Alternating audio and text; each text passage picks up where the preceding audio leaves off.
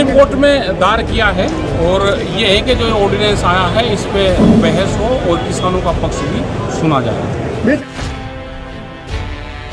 BJP की क्यों चाल होती भी भाई, सब लोग लड़ाई लड़ रहे हैं और लड़ाई ये मजबूती से लड़ी जाएगी।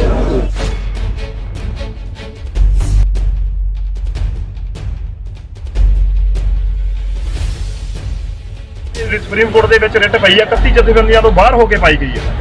ਉਹਨਾਂ ਦੀ ਕਿਸੇ ਦੀ ਰੈਲੀ ਨਹੀਂ ਗਈ। ਤਾਂ ਜਿਹੜੀ ਇਹ ਪ੍ਰੋਗਰਾਮ ਹੈ ਇਹਨਾਂ ਦੇ ਵਿੱਚ ਵੀ ਵੱਖਰਾ ਪ੍ਰੋਗਰਾਮ ਜਿੰਨੇ ਵੀ ਆਗੂ ਆਏ ਆ ਸਾਰੇ ਸਾਡੇ ਜਿਹੜੇ ਦਿੱਤੇ ਪ੍ਰੋਗਰਾਮ ਉਹਨਾਂ ਦੇ ਵਿੱਚ ਬੋਲ ਕੇ ਗਏ ਆ। ਇਹ ਪਹਿਲਾ ਵੱਖਰਾ ਪ੍ਰੋਗਰਾਮ ਆ। ਸਾਨੂੰ ਇੱਥੇ ਇਹ ਲੱਗ ਰਿਹਾ ਵੀ ਕਿਤੇ ਸਾਡੇ ਲੋਕ ਸਿਆਸੀ ਲੋਕਾਂ ਨਾਲ ਹੱਥ ਤਾਂ ਨਹੀਂ ਲਾ ਗਏ।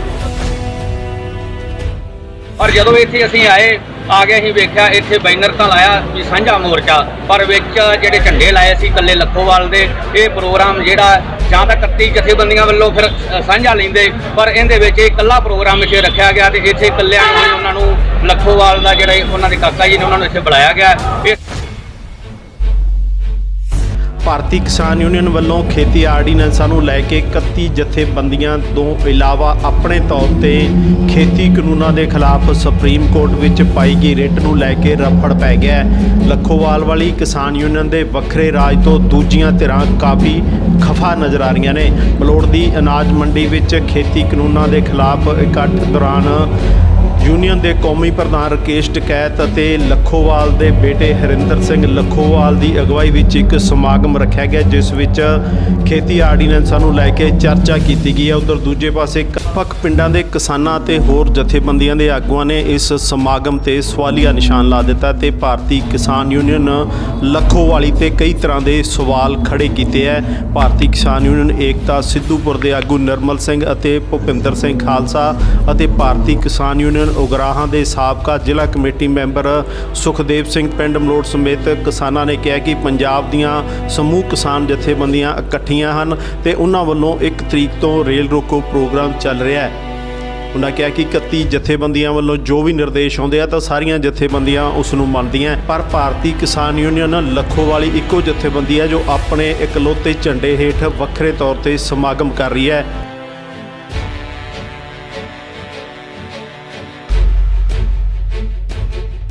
सुप्रीम कोर्ट में दायर किया है और ये है कि जो ऑर्डिनेंस आया है इस पे बहस हो और किसानों का पक्ष भी सुना जाए।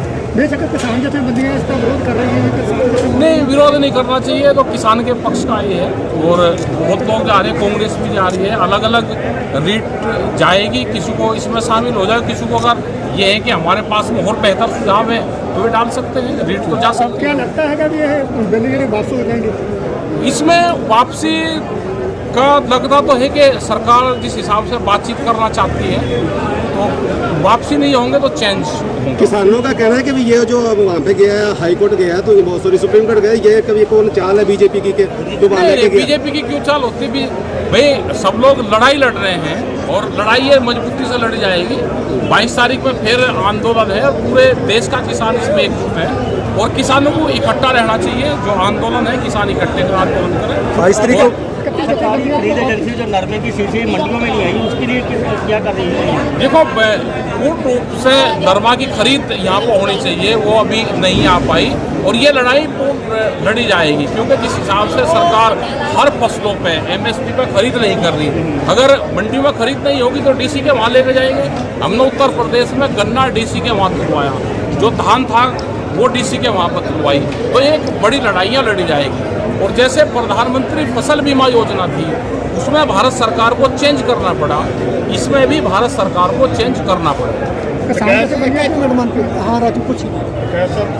कृषि बिल को लेके पूरे देश में किसान रोष में है, धरने लग रहे हैं, मुजाहरे हो रहे हैं, लेकिन जो राजनीतिक पार्टियों के आगू हैं वो भी अपनी गाड़ियों से निकल के कोठियों से निकल के ट्रैक्टरों पे घूमते हैं। तो उसको क्या किस नज़रिए से लेते हैं? वो तो कह रहे हैं किसान के हितैषी हैं। नहीं, बिल्कुल किसान के हितैषी हैं। जो लोग भी किसान का इस मुद्दे पर साथ दे रहे हैं क्योंकि उनको पता है कि वोट मांगने जाओगे तो किसान आपसे सवाल करेगा। हुए भी आ रहे हैं, क्योंकि अगर गलत बिल आ रहा है तो उसमें सभी लोगों को उसमें पार्टिसिपेट करना चाहिए। सब अब अपने तरीके से आंदोलन कर रहे हैं, बातचीत कर रहे हैं, सरकारों पे एक प्रेशर बन रहा है, जैसे पंजाब, हरियाणा, उत्तराखंड, इन स्टेटों में जो प्रेशर बन रहा है तो उसका एक बड़ा असर सरकारों के ऊपर जा रहा है। एक अभी आपकी तरफ से भी कहा गया, पहले सरपंच साहब ने बोल के गए कि सबको एक मंच पे आना चाहिए, एक मिलकर काम करना चाहिए, तो फिर क्यों लखोवाल ग्रुप की तरफ से अलग से बिना किसी के सहयोग के, बिना किसी नहीं, उसमें के तो डाली गई? जा सकता है, कोई भी आदमी उसमें जा सकता है, जिसको ये लगा कि भाई मेरी वकील से किससे बात होगी, कोई और डाल लगा तो मैं डाल दूँ, वो तो डाल सकता है सुप्रीम कोर्ट में। अब अपने तरीके से हर आदमी लड़ाई लड़ रहा है। इसके बाद अगर कोई यूनियन और डालती है बात, तो फिर वहीं आ जाएगी, सब अपने अपने अलग अलग तरीके से चलेंगे तो संघर्ष कमजोर देखो, होगा। इतना बड़ा देश है, इतना लेना ठीक नहीं सी दूसरियां जथेबंदियां बात हो जाएगी, उनसे भी बातचीत कर लेंगे, उनके पास में अगर कोई सुझाव यही हो। जानना चाह रहा हूँ कि अगर सब अलग अलग पिटीशन डालेंगे, आपको देखो कि दूसरी यूनियन डालेगी, तो कहीं ना कहीं तो संघर्ष ये कमजोर नहीं होगा। इतना बड़ा देश है, इतना बड़ा देश है ये, कि जितनी जगह से लड़ाई लड़ी जाएगी उतनी ही मजबूती से लड़ाई लड़ी जाएगी। ਬੇਨਤੀ ਮੇਰੀ ਇਹ ਹੈ ਜੀ, ਜਿਹੜਾ ਇੱਥੇ ਪ੍ਰੋਗਰਾਮ ਆਪਣੇ 31 ਜਥੇਬੰਦੀਆਂ ਨੇ ਰੱਖਿਆ ਹੁਣ ਰੇਲ ਰੋਕੂ ਦਾ ਜੀ, ਉੱਥੇ ਤੁਸੀਂ ਜਾ ਕੇ ਵੇਖੋ ਸਾਰੇ ਰੇਲ ਰੋਕੂ ਦੇ ਜਿੰਨੀਆਂ ਆਪਣੀਆਂ ਜਥੇਬੰਦੀਆਂ ਨੇ 31 ਦੀਆਂ 31 ਉਹ ਆਪਦਾ ਫਰਜ਼ ਨਿਭਾ ਰਹੀਆਂ ਨੇ। ਤੇ ਇੱਥੇ ਵੀ ਸੁਨੇਹਾ ਇਹ ਮਿਲਿਆ ਸੀ ਵੀ ਇੱਥੇ ਆਪਣੇ ਹਰਿਆਣਾ ਤੋਂ ਰਾਸ਼ਟਰੀ ਆਪਣੇ ਯੂਨੀਅਨ ਦੇ ਪ੍ਰਧਾਨ ਵੀ ਪਹੁੰਚ ਰਹੇ ਨੇ ਤੇ ਉਹਨਾਂ ਦੇ ਵਿਚਾਰ ਸਾਰੇ ਜਥੇਬੰਦੀਆਂ ਨੂੰ ਸੁਨੇਹਾ ਲਾਇਆ ਸੀ ਵੀ ਇੱਥੇ ਆ ਕੇ ਸਾਰੇ ਸੁਣੋ। ਪਰ ਜਦੋਂ ਇੱਥੇ ਅਸੀਂ ਆ ਕੇ ਅਸੀਂ ਵੇਖਿਆ ਇੱਥੇ ਬੈਨਰ ਤਾਂ ਲਾਇਆ ਵੀ ਸਾਂਝਾ ਮੋਰਚਾ, ਪਰ ਵਿੱਚ ਜਿਹੜੇ ਝੰਡੇ ਲਾਏ ਸੀ ਇਕੱਲੇ ਲੱਖੋਵਾਲ ਦੇ। ਇਹ ਪ੍ਰੋਗਰਾਮ ਜਿਹੜਾ ਜਾਂ ਤਾਂ 31 ਜਥੇਬੰਦੀਆਂ ਵੱਲੋਂ ਫਿਰ ਸਾਂਝਾ ਲੈਂਦੇ, ਪਰ ਇਹਦੇ ਵਿੱਚ ਇਹ ਇਕੱਲਾ ਪ੍ਰੋਗਰਾਮ ਇੱਥੇ ਰੱਖਿਆ ਗਿਆ ਤੇ ਇੱਥੇ ਇਕੱਲਿਆਂ ਨੂੰ ਹੀ ਉਹਨਾਂ ਨੂੰ ਲੱਖੋਵਾਲ ਦਾ ਜਿਹੜਾ ਉਹਨਾਂ ਦੇ ਕਾਕਾ ਜੀ ਨੇ ਉਹਨਾਂ ਨੂੰ ਇੱਥੇ ਬੁਲਾਇਆ ਗਿਆ। ਇਸ ਕਰਕੇ ਸਾਡੇ ਵਿੱਚ ਰੋਸ ਆ ਵੀ ਕਿਤੇ, ਕਿਉਂਕਿ ਅਸੀਂ ਘਰਾਂ ਵਿੱਚੋਂ ਆਪਦੀ ਕਿਸਾਨੀ ਵਾਸਤੇ ਤੁਰੇ ਆ, ਅਸੀਂ ਨਾਲ ਆਪਦਾ ਕੰਮ ਧੰਦਾ ਕਿਸਾਨੀ ਦਾ ਕਰਦੇ ਆ, ਪਰ ਇਹ ਜਿਹੜਾ ਇਹ ਪ੍ਰੋਗਰਾਮ ਹੈ ਇਹ ਸਾਡੇ ਅਨੁਸਾਰ ਗਲਤ ਆ। ਇਹ ਇਕੱਲਿਆਂ ਦਾ ਪ੍ਰੋਗਰਾਮ ਹੈ, ਇੱਥੇ ਕਿਤੇ ਸਿਆਸਤ ਹੋ ਰਹੀ ਹੈ, ਪਰ ਅਸੀਂ ਇਸ ਮੋਰਚੇ ਨੂੰ ਅੱਗੇ ਲੈ ਕੇ ਜਾਣਾ, ਆਰਡੀਨੈਂਸ ਰੱਦ ਕਰਵਾਉਣੇ ਹਨ, ਪਰ ਇਸ ਦਾ ਅਸੀਂ ਵਿਰੋਧ ਕਰਦੇ ਹਾਂ। ਤੁਹਾਡੀ ਕਾਫੀ ਰੋਸ ਆ ਜੀ। ਮੈਂ ਭਾਰਤੀ ਕਿਸਾਨ ਯੂਨੀਅਨ ਏਕਤਾ ਸਿੱਧੂਪੁਰ ਜ਼ਿਲ੍ਹਾ ਜਨਰਲ ਸਕੱਤਰ। ਸਾਡਾ ਜ਼ਿਲ੍ਹਾ ਲੈਵਲ ਤੇ ਜਿਹੜਾ ਪ੍ਰੋਗਰਾਮ ਹੋਇਆ ਉਹਦੇ 'ਚ ਇਹ ਹੋਇਆ ਵੀ ਸਾਡਾ ਜ਼ਿਲ੍ਹਾ ਲੈਵਲ ਤੇ 2 ਪੁਆਇੰਟਾਂ ਦੇ ਅਸੀਂ 1 ਤਰੀਕ ਨੂੰ ਲੈ ਕੇ ਰੇਲ ਰੋਕੋ ਪ੍ਰੋਗਰਾਮ ਚੱਲ ਰਹੇ ਸਾਡਾ ਇੱਕ ਧਰਨਾ ਜਿਹੜਾ ਰੇਲਵੇ ਸਟੇਸ਼ਨ ਮੁਕਤਸਰ ਚੱਲ ਰਿਹਾ, ਦੂਜਾ ਇੱਥੇ ਹੀ ਮਲੋਟ ਦੇ ਵਿੱਚ ਫਕਰਸਰ ਪਿੰਡ ਚੱਲ ਰਿਹਾ। ਜਿਹੜੇ ਜਿੰਨੇ ਵੀ ਸਟੇਟ ਲੈਵਲ ਦੇ ਆਗੂ ਆਏ ਉਸੇ ਧਰਨੇ ਦੇ ਵਿੱਚ ਬੋਲੇ ਆ 31 ਜਥੇਬੰਦੀਆਂ ਵੱਲੋਂ। ਇਹ ਇੱਕ ਵੱਖਰਾ ਇਹ ਪ੍ਰੋਗਰਾਮ ਹੋਇਆ, ਸਾਨੂੰ ਰਾਤ ਪਤਾ ਲੱਗਿਆ ਵੀ ਇੱਥੇ ਲੱਖੋਵਾਲ ਸਾਹਿਬ ਵੱਖਰਾ ਪ੍ਰੋਗਰਾਮ ਕਰ ਰਹੇ ਆ, ਤਾਂ ਉਦੋਂ ਵਾਰ-ਵਾਰ ਸਾਡੇ ਜਿਹੜੇ ਪ੍ਰਬੰਧਕ ਸੀ ਉਹਨਾਂ ਨਾਲ ਗੱਲਬਾਤ ਹੋ ਰਹੀ ਸੀ, ਉਹਨਾਂ ਨੇ ਪਿੰਡਾਂ 'ਚ ਆਵਾਜ਼ਾਂ ਵੀ ਦਿੱਤੀਆਂ ਕਿ 31 ਜਥੇਬੰਦੀਆਂ ਵੱਲੋਂ ਜਿਹੜਾ ਸਾਂਝਾ ਪ੍ਰੋਗਰਾਮ ਉਹਦੇ ਵਿੱਚ ਸ਼ਾਮਲ ਹੋਊ।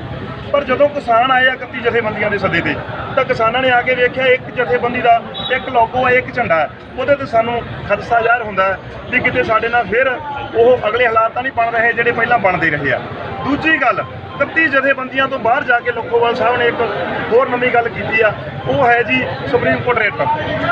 ਜਦੋਂ ਸਰਕਾਰ ਸਾਡੇ ਨਾਲ ਗੱਲਬਾਤ ਕਰਨ ਲਈ ਤਿਆਰ ਆ, ਸਰਕਾਰ ਸੱਦੇ ਦੇ ਰਹੀ ਆ ਵੀ ਆਓ ਸਾਡਾ ਅੰਦੋਲਨ ਸਿਖਰ ਤੇ ਹੈ, ਤੇ ਉਦੋਂ ਸਾਡੇ ਦਬਕੇ ਆਗੂ ਨੇ ਸੁਪਰੀਮ ਕੋਰਟ ਜਾ ਕੇ ਰਿਟ ਪਾਤੀ। ਰਿਟ ਹੋ ਸਕਦਾ 5 ਸਾਲ ਚੱਲੇ, 10 ਸਾਲ ਚੱਲੇ, ਸਾਨੂੰ ਇਨਸਾਫ ਨਾ ਮਿਲੇ।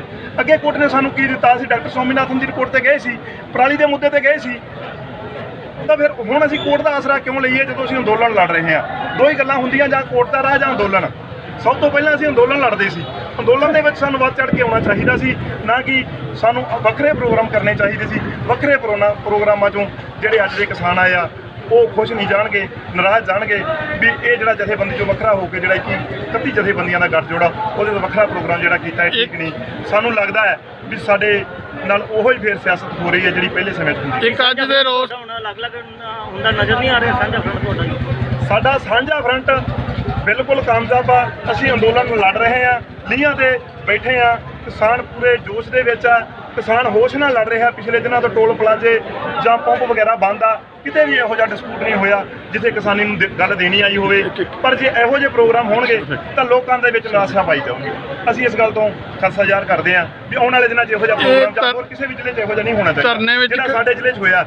ਅੱਜ 31 ਜਥੇਬੰਦੀਆਂ ਦੇ ਗੱਠਜੋੜ 'ਚ ਸਭ ਤੋਂ ਪਹਿਲਾ ਪ੍ਰੋਗਰਾਮ ਇਹ ਇੱਥੇ ਮਲੋਟ ਮੰਡੀ ਦਾ, ਇਹਨੂੰ ਅਸੀਂ ਪੂਰੀ ਤਰ੍ਹਾਂ ਨਕਾਰਦੇ ਹਾਂ। ਇਹ ਸਾਡੇ ਜਿਹੜੇ ਆਗੂ ਅਸੀਂ ਇਹਨਾਂ ਨੂੰ ਮੰਨਦੇ ਹਾਂ, ਇਹਨਾਂ ਦਾ ਕਿਤੇ ਨਾ ਕਿਤੇ ਸਾਡੇ ਨੂੰ ਅੱਡ ਹੋਣ ਦੀਆਂ ਨਿਸ਼ਾਨ। ਅੱਜ ਦੇ ਧਰਨੇ 'ਚ ਇੱਕ ਕਾਂਗਰਸੀ ਆਗੂ ਸਰਪੰਚ ਵੱਲੋਂ ਇਹ ਗੱਲ ਕਹੀ ਗਈ ਕਿ ਜਿਹੜਾ ਮਾਲਾਂ ਦੇ ਵਿੱਚ ਜਾ ਕੇ ਧਰਨੇ ਲਾਉਣੇ, ਪੰਪਾਂ ਤੇ ਲਾਉਣੇ, ਖਾਸ ਕਰਕੇ ਮਾਲ ਦੀ ਗੱਲ ਕਰ ਰਹੇ ਸੀ ਵੀ ਉੱਥੇ ਕੋਈ ਵੀ ਘਟਨਾ ਵਾਪਰ ਸਕਦੀ ਹੈ, ਜ਼ਿੰਮੇਵਾਰ ਅਸੀਂ ਬਣਾਂਗੇ, ਉਸ ਨੂੰ ਤੁਸੀਂ ਕਿਵੇਂ ਲੈਂਦੇ ਹੋ? ਜੀ ਇਸ ਗੱਲ ਦਾ ਬਹੁਤ ਵੱਡਾ ਖਦਸ਼ਾ ਹੈ, ਕਿਉਂਕਿ ਯੂਥ ਉਹ ਕਰ ਰਿਹਾ, ਯੂਥ ਭਾਵਕ ਹੁੰਦਾ ਹੈ, ਜੋਸ਼ 'ਚ ਹੁੰਦਾ, ਜੋਸ਼ 'ਚ ਆ ਕੇ ਕਿਸਾਨ ਕੁਛ ਵੀ ਕਰ ਸਕਦੇ। ਅਸੀਂ ਫਿਰ ਵਾਰ-ਵਾਰ ਯੂਥ ਨੂੰ ਇਹੀ ਬੇਨਤੀ ਕਰਦੇ ਹਾਂ ਵੀ ਯਾਰ ਜੋਸ਼ ਦੇ ਨਾਲ ਹੋਸ਼ ਨੂੰ ਕਾਇਮ ਰੱਖਿਓ, ਤਾਂ ਜੋ ਅਸੀਂ ਪੰਜਾਬੀ ਨੂੰ ਬਚਾ ਸਕੀਏ, ਪੰਜਾਬੀਅਤ ਦੀ ਰਾਖੀ ਕਰ ਸਕੀਏ, ਤਾਂ ਜੋ ਆਉਣ ਵਾਲੀ ਨਸਲ ਆ ਜਿਹੜੀ ਉਹਦੇ ਮੌਤ ਦੇ ਵਿਰੁੱਧ ਵਾਪਸ ਕਰ ਸਕਾਂਗੇ।